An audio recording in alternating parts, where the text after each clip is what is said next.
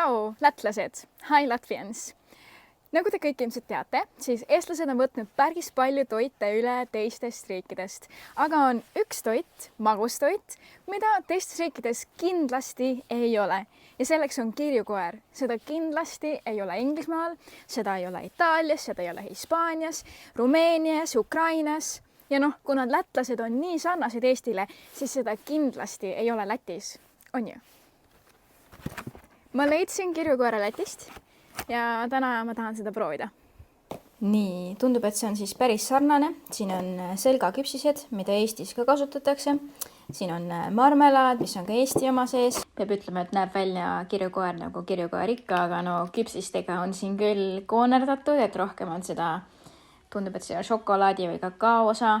Aga maitselt, nagu näha, siis küpsiseid ja marmelaadi seal väga ei ole, et selle maitset ka väga ei ole.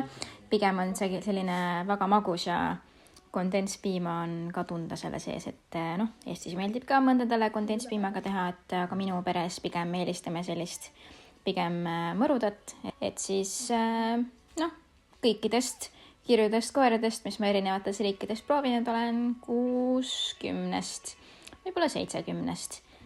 Lähen teen endale kohvi kõrvale. Äkki aitab.